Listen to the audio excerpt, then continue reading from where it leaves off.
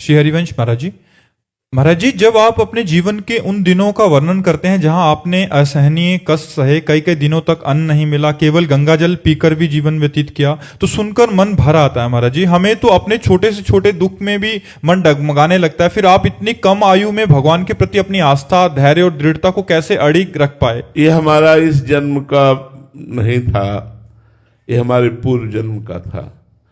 पूर्व जन्म में साधना अधूरी रह गई थी तो ब्रह्म ऋषियों के कुल में जन्म हुआ। पिताश्री पूर्ण ब्रह्म ऋषि अपने गुरुदेव की आराधना के द्वारा एक किसान होते हुए भी गीता जी और रामचरितमानस इनका पाठ करके गुरुदेव की चरण पादुका का चरणामृत लेकर के तब ही अन्न जल खाते थे, ऐसे नहीं। और संत महात्मा आते रहते और रोज शाम के श्रीमद् भागवत की कथा होती, तो एक भागवतिक वातावरण जैसा भगवान ने योग भ्रष्ट पुरुष के लिए लिखा है, वैसा ही करुणा करके हमें संयोग मिला कि बचपन से हमें भागवतिक माता पिता, भागवतिक वातावरण और पूर्व जन्म का एक धरोहर। जब मैं कक्षा 8 में था और स्कूल से पढ़ के आता तो आते ही सबसे पहला कार्य माँ करती, झोला उतार के टांगती, जो बैग होती, तो उसे देख के लगता ये पधारेगी, ये मरेगी, फिर मैं कैसे रहूंगा। पता नहीं क्यों ऐसा प्रश्न आता। जो कोई हमें प्यार करता लगा ये भी मृत शरीर वाला है, मरेगा, इससे क्या प्यार करना, ये भी जाएगा।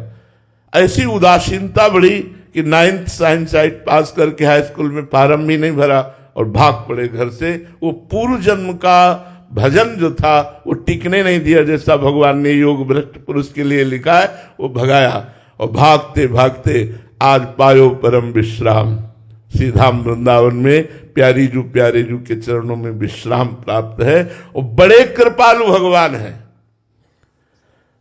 हम लोग तो ऐसे किसी भी खिलौने में राजी हो जाते हैं, खेलने लगते हैं, लेकिन हमारे भगवान रूपी माँ ऐसे कृपालु हैं, खिलौना छीन लेते हैं। चल मेरी गोद में आ, खिलौनों में मत खेल, खिलौनों में मत खेल। तो भगवान ने आज तक कभी किसी खिलौने से खेलने नहीं दिया, सदैव अपनी तरफ घसीटते रहे और उनकी कृपा घसीटती ही रहेगी। दुख सुख का कोई मान नहीं है। शरीर कष्ट में हो, वातावरण प्रतिकूल हो और मन परमानंद में मगन हो, क्या फर्क पड़ता है। हमारा मन श्री जी ने चुरा लिया है, लालजू ने ले लिया है। इसलिए व्यवहारिक शब्दों में कभी आने पर तो हम व्यथा उत्पन्न कर सकते हैं, लेकिन आध्यात्मिक बात कहते हैं कि हमें जो सुख है वो ब्रह्मा जी को भी सुख नहीं है।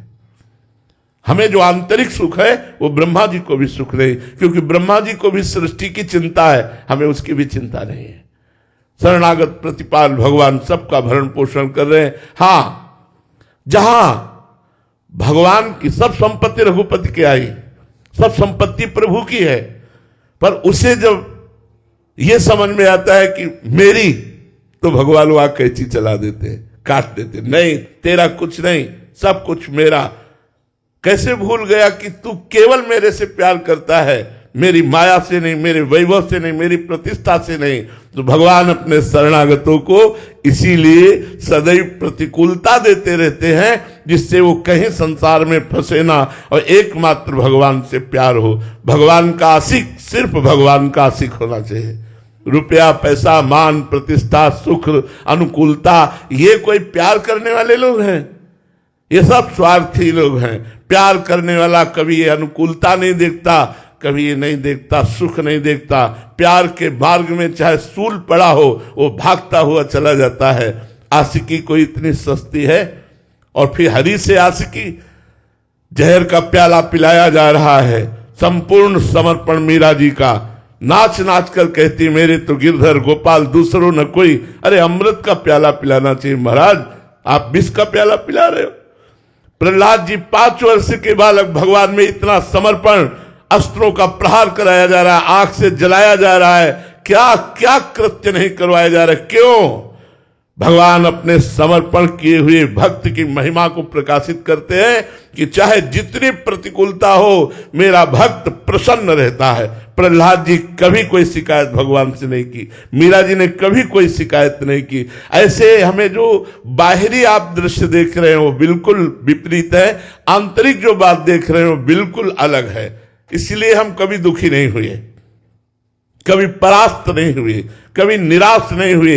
हर समय हमारे अंदर एक नवीन आनंद और उत्साह बना रहता है। हाँ, कभी अगर हमें सोच या तनिक भी चिंता होती है तो शरणागत जनों की, जो हमारे श्री जी के शरणागत संत जन हैं, बच्चे जन हैं, इनके विषय में कभी चिंता होती है।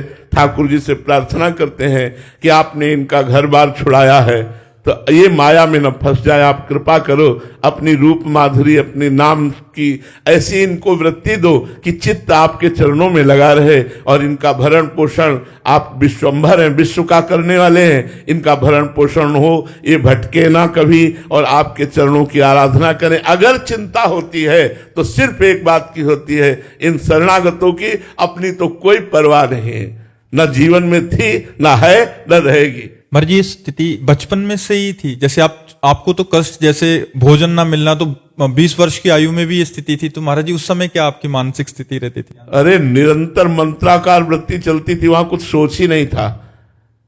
कब मिले, कब मिले, बस एक यही था, कब मिले। वो अव्यक्त परमात्मा ऐसे है जैसे आकाश को पकड़ना। एक बौना आकाश को कैसे पकड़ सकता है? मैं कैसे आपको प्राप्त कर सकता हूं? प्राप्ति की लगन के आगे सब कुछ भूल गया। खान पान ये सब कुछ असर नहीं करता था। कई दिन भोजन न मिलने पर भी हमें कभी उत्साहहीनता नहीं आई। हर भक्त के जीवन में महाराज जी प्रतिकूलता की अवस्था आएगी। मटकी तभी आकार धारण करती है जब कुम्हार को मिट्टी समर्पित हो जाती है, फिर कुम्हार उसे कूटता है। एक भी रेशा अगर रह गया मिट्टी में तो वहीं से मटकी रिसेगी, वहीं से पानी निकलेगा। एक भी रेशा नहीं रहना चाहिए। कूट कूट करके उसे पाउडर कर देता है, फिर भी चैन नहीं हुआ, पानी डाल के उसे पैरों से रोनता है, फिर भी चैन नहीं हुआ, चाक में चढ़ाकर उसे आकार देता है। आकार देने के बाद सूर्य के ताप में तपाता है, इतने पे भी चैन नहीं हुआ, फिर आवे पे पकाता है, और जब पका देता है तो बाजार में बजा के दिखाता है कि ये मटकी है, इसमें आप रस रख सकते हो, अब ये टपकेगी नहीं। ऐसे ही भगवान अपने भक्त को तपा करके इतना मजबूत कर देते हैं कि मान अपमान सुख दुख लाभ हानि इनकी कोई परवाह नहीं, और वो संसार के विकारों पर विजय प्राप्त करके परमानंद में निमग्न हो जाता है। भगवान एक कृपा करते हैं जो प्रतिकूलता देते हैं। अगर अनुकूलता, पक्की बात कह रहा हूं, अनुकूलता दे तो भक्ति में निखार आ ही नहीं सकता। भक्ति में निखार ही तब आता है जब भगवान प्रतिकूलता देते हैं। इसलिए बड़े बड़े भक्तों के चरित्रों को पढ़ के देख लीजिए। हाँ, उनको प्रतिकूलता नहीं मिलती जो भक्त चरण शरण में होते हैं।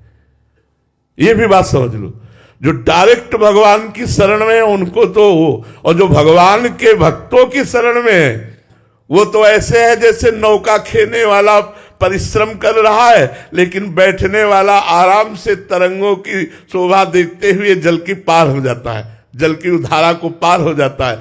ऐसे श्री आचार्य चरणों की शरण होना, गुरुदेव की शरण होना, उनके अनुसार केवल बताए हुए मार्ग पर चलना, हो सकता है जीवन में प्रतिकूलता का मुख न देखना पड़े और भगवान की प्राप्ति हो जाए। श्री हरिवंश प्रताप नाम नौका और निज खेवक, भवसागर सुख तरत निकट हरिवंश जो सेवक।